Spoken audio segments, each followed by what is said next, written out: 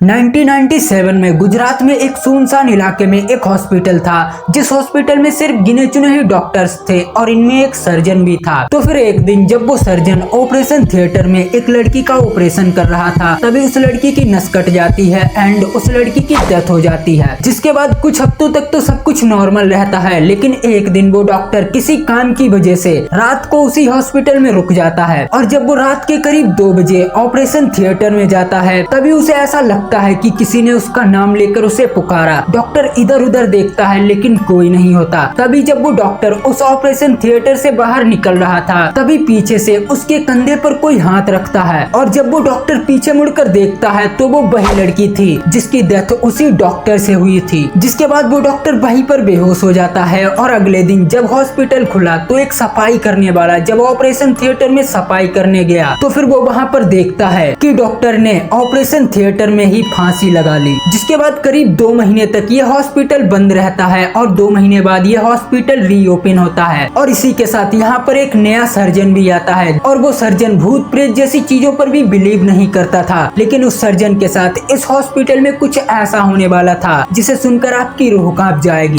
Hello दोस्तों, आज की हॉरर स्टोरी काफी ज्यादा खौफनाक है, तो फिर इस स्टोरी को एंड तक जरूर सुनना और अगर चैनल पर नए हो तो वीडियो को लाइक और चैनल को सब्सक्राइब जरूर कर देना। तो उस नए सर्जन के आने के बाद 2 हफ्तों तक तो सब कुछ नॉर्मल रहता है और एक रात उस डॉक्टर को भी हॉस्पिटल में रुकना पड़ता है। जब वो सर्जन हॉस्पिटल में रुकता है तो एक नर्स कहती है कि मैं आपके साथ रुकूं, लेकिन वो डॉक्टर सीधे मना कर देता है क्योंकि वो भूत प्रेतों से डरता ही नहीं था। इवन डरना क्या, वो तो इन पर बिलीव ही नहीं करता था और वो अकेले ही उस हॉस्पिटल में रुक जाता है और उसका वर्क कंप्लीट हो गया। रात के करीब 1 बजे वो अपने घर वापस आने लगा तो फिर हॉस्पिटल में उसे एक दूसरी लड़की भी मिलती है। जिसके बाद वो डॉक्टर और ये लड़की दोनों वापस जाने लगते हैं और ये दोनों आकर लिफ्ट के अंदर आ जाते हैं। ये दोनों आपस में बातें ही कर रहे थे कि सामने से एक और लड़की भागती हुई आती है जो कि लिफ्ट के अंदर आने की कोशिश कर रही थी, लेकिन डॉक्टर उसे बाहर ही रोक देता है और डॉक्टर उस लड़की को देखकर काफी ज्यादा डर जाता है। जिसके बाद लिफ्ट तीसरे फ्लोर से दूसरे फ्लोर में आकर रुकती है और क्योंकि डॉक्टर का वहाँ कुछ सामान रखा हुआ था, डॉक्टर अपने सामान को कलेक्ट करता है। जिसके बाद डॉक्टर के साथ जो दूसरी लड़की थी वो पूछती है कि तुमने उस लड़की को लिफ्ट के अंदर क्यों नहीं आने दिया। तब डॉक्टर बताता है कि वो एक लड़की नहीं बल्कि एक चुड़ैल है। डॉक्टर के साथ वाली लड़की पूछती है तुम इतने यकीन के साथ कैसे कह सकते हो। तब डॉक्टर बताता है कि उस लड़की के हाथ में एक रेड कलर का बैंड लगा हुआ है और ये रेड कलर का बैंड तभी लगाया जाता है जब हॉस्पिटल में किसी की डेथ हो जाती है और जिस रूम में डेथ बॉडीज रखी हुई हैं उनके सबके हाथों पर रेड बैंड लगा हुआ है और यही रेड बैंड उस लड़की के भी लगा हुआ था। और जैसे ही वो डॉक्टर उस लिफ्ट के अंदर आता है तो डॉक्टर के साथ वाली लड़की उस डॉक्टर को धक्का देकर लिफ्ट के बाहर कर देती है। तभी डॉक्टर देखता है कि उसके साथ वाली लड़की के भी हाथों पर वो रेड कलर का बैंड लगा हुआ है। अब ये सब देखकर डॉक्टर इतने ज्यादा खौफ में आ जाता है कि डॉक्टर वहीं पर